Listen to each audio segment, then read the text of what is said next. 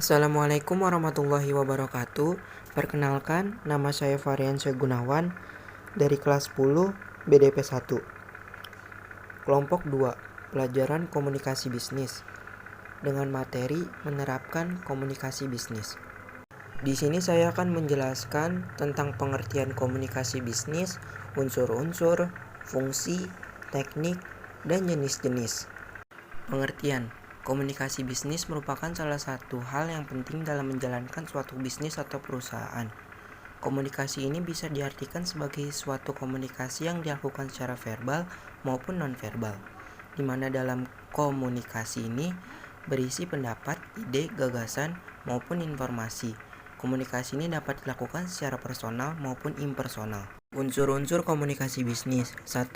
Terdapat tujuan. Setiap komunikasi tersebut memiliki tujuan yang telah ditentukan dan sejalan dengan tujuan organisasi. 2. Ada pertukaran. Setiap komunikasi melibatkan setidaknya 2 orang atau lebih, komunikator dan komunikan. 3. Berisi informasi, gagasan, opini, instruksi. Ini adalah isi dari pesan yang terdapat dalam komunikasi, di mana bentuknya bisa beragam tergantung situasi, kondisi, dan tujuannya.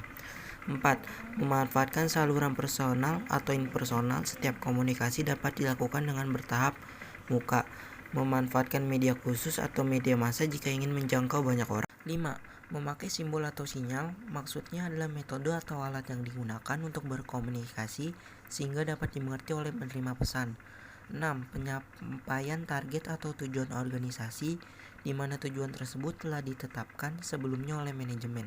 Fungsi komunikasi bisnis. 4 fungsi dari komunikasi di dalam bisnis yaitu memberi informasi atau informing, melakukan persuasi atau persuading, melakukan kolaborasi atau collaboration, melakukan integrasi atau interaktif dengan audiens.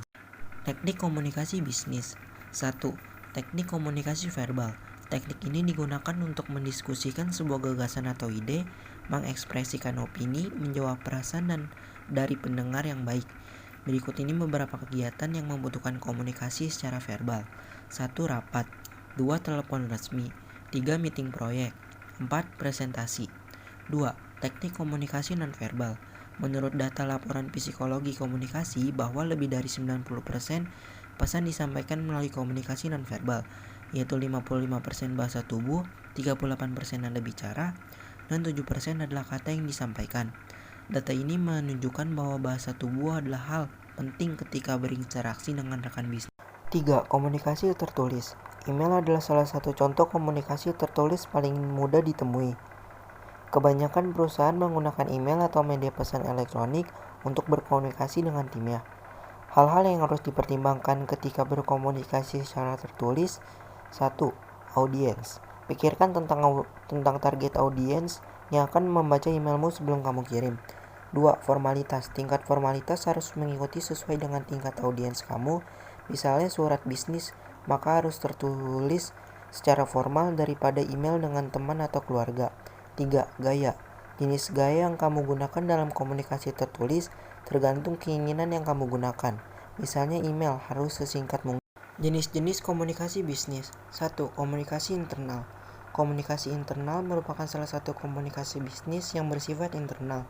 Contoh dari komunikasi internal ini yaitu komunikasi antar sesama karyawan atau atasan dan lainnya. 2. Komunikasi vertikal. Dalam komunikasi vertikal ini biasanya dilakukan antar tingkatan. Contohnya, komunikasi yang dilakukan antar direksi tanpa melibatkan bawahan.